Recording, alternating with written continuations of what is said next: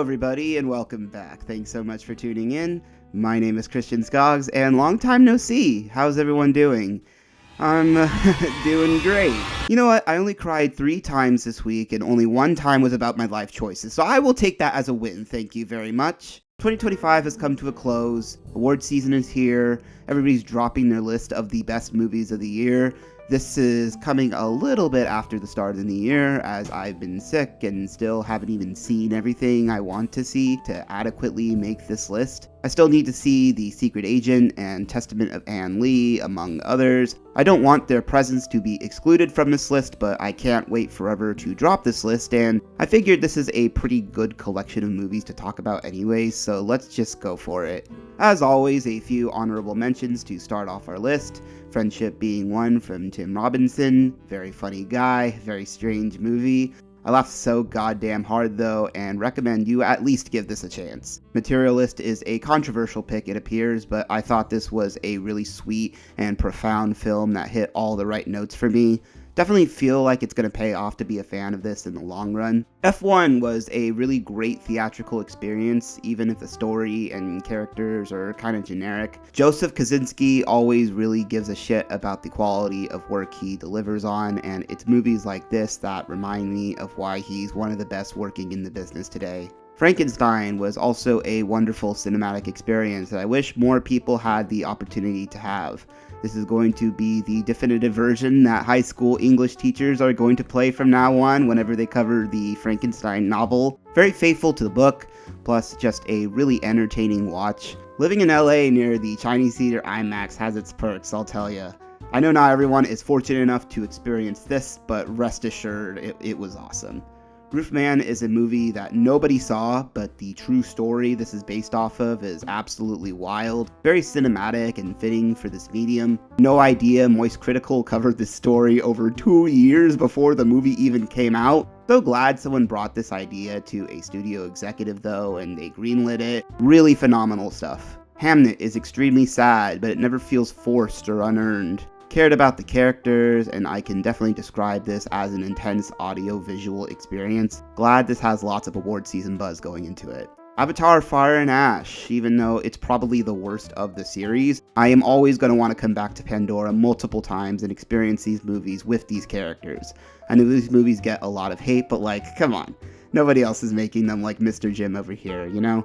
And finally, my most recent watch is This Thing On, a very human story that I actually found a lot of inspiration in. Technically a midlife crisis kind of movie, but I think anyone can relate to its themes, plus the performances and writing are both very strong, so I think there's a lot to pick up on with this one. And now for our list at long last. Number 15 won the Palme d'Or at the Cannes Film Festival in 2025. Neon has been on a roll with picking these up every year since 2019, and even though its themes surround a country that is not the US, I think those in the US will be able to sympathize with and understand the perspective being portrayed in Iran's very own It Was Just an Accident. Part screwball comedy, part thriller, part tragedy. This movie takes you through a lot of different emotions, but it always manages to keep you engaged and sympathizing with the motivations of our characters. I really love the themes being communicated, and the ending is one of my favorites of the whole year. This also has an unconventional way of telling its story that I guess took me for a surprise, as I hadn't really seen any trailer or even really knew the premise going into this. I just saw the poster and the Palme d'Or win and figured I'd give it a shot. I'd say go into this blind and discover this movie for yourself, because you'll really gain a lot by experiencing the movie this way.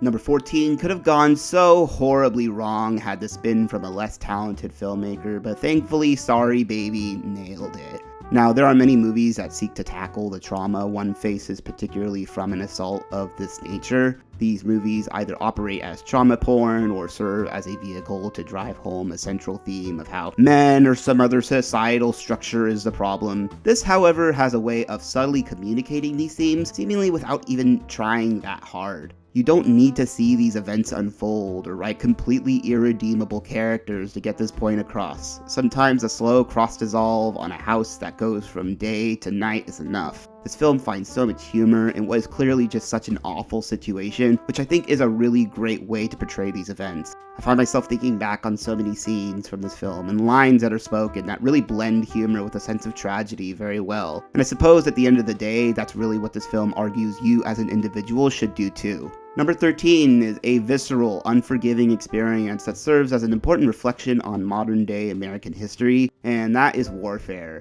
It was very frustrating to hear people immediately write this off as war propaganda without even seeing it. Maybe it was the inclusion of Ray Mendoza as a director who was a former military veteran, or even Alex Garland, who some believe his work is too centrist for their liking. I don't want to drill in Civil War again or talk about the discourse surrounding it now, but I can understand to an extent where people are coming from with that assessment. Thankfully, this is a brutal experience that portrays just how destructive, chaotic, and pointless war is from the grand scheme of things. I see this as a survival film more than anything else. I imagine that's likely what it's like fighting in a war. I'm sure there are other movies out there that can drill in why war is bad and how people are convinced to go fight, yada yada yada, but this film is straight to the point in presenting facts on the ground. You can come to your own conclusion about how these things make you feel, but like, come on now. We all know this is bad, right? Number 12 is another amazing collaboration between Yorgos Lanthimos and Emma Stone, and that is Bugonia. A really great exploration into how individuals can get so deeply entrenched into their own conspiracy theories and the damage that does to themselves and others. I think the film really leaves you with lots to think about given what happens in the movie, but I think the best movies do that, really. This is not an easy watch or one I am really clamoring to have again anytime soon. This ending is also one of my favorites of the year. Number 11 is a film I really wouldn't expect to make this list. Stephen King adaptations in this day and age are usually fine, but not exceptional. With that being said, though, The Long Walk is one of the best Stephen King movies I've seen in years. Once again, communicating some really standout themes that anyone can understand. Plus, it presents us with a really great premise that leaves us questioning what would you do in this type of situation. Those really are the best kinds of stories to tell, and I imagine this is the type of movie that will really leave a lasting impression in the years to come. Number 10 is a smaller film that I don't think many people saw. It's a really wonderful small story, though, that's affected me emotionally, and that is The Ballad of Wallace Island. I'm not sure if more people haven't seen this or if I'm simply in the minority on this one, but I left the theater with such a huge smile on my face. It really has such a unique premise, wonderful characters, a great setting that gives its way to lots of drama. This is the type of film you could show a date or your parents or anyone really. Everyone's gonna get something out of this. It's a shame more people haven't seen it yet, but it's such a wonderful movie and one that is certainly not to be missed. Number 9 is such a spectacular drama from one of our most exciting filmmakers working today that I hope continues to receive significant award season buzz, and that is Sentimental Value. Joachim Trier made Worst Person in the World in 2021, which is now one of my favorite movies of all time, so I was fully on board with whatever his next project would be. And although I think I prefer Worst Person in the World to this, there was still a lot to pick up on here. This so easily could have been just a goofy movie, or have the emotions really escalated to an unbelievable extent, but thankfully they keep the characters and the situations presented grounded, which really drives home the themes of this film so much more. It also helps that Joachim Trier is an amazing visual storyteller, and this has some really great camera work and editing. I can't wait to see where he goes with his next project. Number 8 has become a cultural phenomenon, and I can fully understand why. It deserves the hype, and that is K-pop Demon Hunters. I've seen this movie twice now, and it dawned on me the second time around that this is the type of movie Disney should be making. If they really gave a shit about their movies and wanted to hit a cultural nerve that they once were so good at hitting, they would want every movie to be like this. Wonderful animation, catchy as hell songs, a great pace that never feels too overstimulating. This was a really wonderfully crafted movie that definitely understood the assignment. Let's hope that second movie gets a proper theatrical release from the jump.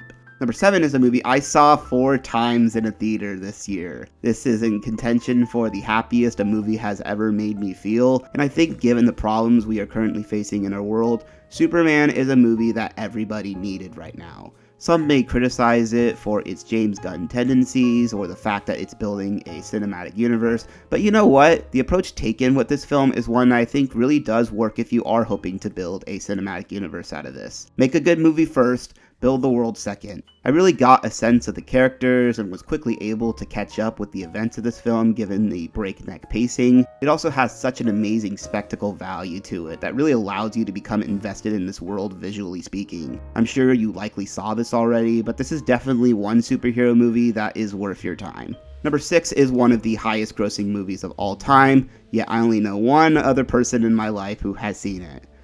I suppose that makes sense, but you know, Ne Zha 2 is still a movie you should absolutely seek out. I did a review of this movie when it first came out just because I was so excited at what I saw, and since then it grossed well over $2 billion at the box office and even got an English dub and re-release from A24. I've seen both the Mandarin dub and the English dub, and I will say the Mandarin dub is so much better. With that being said, the scale of the story is so massive, the characters are great, themes are well communicated, and this film has so many twists and turns that are just an absolute blast to watch. The final battle scene in the sky is one of the coolest things I've ever seen in animation, and I'm so glad I got to see that on an IMAX screen. We don't make them like this, and that's a damn shame, because this was such an entertaining and enthralling experience that I will truly never forget. Number 5 is a movie that is still killing it at the box office now, and that is Marty Supreme. Sure, it borrows a lot aesthetically from Josh Safdie's previous films, Good Time and Uncut Gems, but man, this is a formula that just works so well. It's one hell of a roller coaster ride that never lets up for a second, and as far as I'm concerned, is a completely unforgettable experience. Number 4 is a film by one of the great South Korean directors, Park Chan-wook. A movie that feels very relatable to anyone who has been in this situation before, and that is No Other Choice. It's such a well-crafted, dark, and hilarious adventure that really dives deep into the desperation this one man feels as he attempts to do something that should be so simple: get a job. Lots of great camera work, editing, directing. Aesthetically speaking, everything here is flawless. This definitely feels like it came from someone who feels very confident in their abilities as an artist and has a clear picture of the type of movie they wanted to make. It's definitely worth your time if you haven't seen it yet.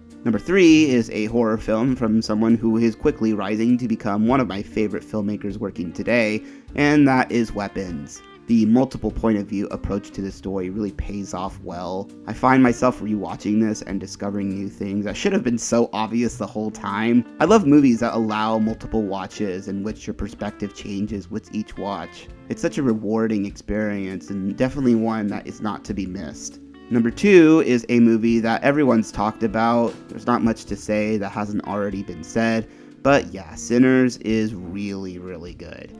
It already feels like a classic, and it hasn't even been out for a year yet. The music, the visual aesthetic, the themes, this was such a unique cinematic experience that I question who else but Ryan Coogler could really deliver on. It really reminds you of why we go to the movies and what the art form is truly capable of. I'm glad this movie will continue to maintain the legacy that it so rightfully deserves. And number 1 could tie with Sinners, and I did kind of go back and forth between the two, but I'm going to go ahead and just say it that I think One Battle After Another is my favorite movie of 2025. Predictable? Sure, but it is really just that good. An epic movie that feels relevant to today's times and is one hell of an entertaining watch. Even though the film is 2 hours and 45 minutes, it feels like 90 minutes every time I watch it. It's hard to think about what other movie has really stuck with me more, but this was such a unique experience that I don't think we'll ever have again. Wonderfully shot, wonderfully acted, and wonderfully written. There's not much more to say about this one that hasn't already been said. And that's my list for the best movies of 2025. I really hope we have a great year in 2026. I'm excited to go through and visit all these movies as they come out. But what do you think? What have been your favorite movies of the year so far? Hope you're all doing okay out there, and until next time.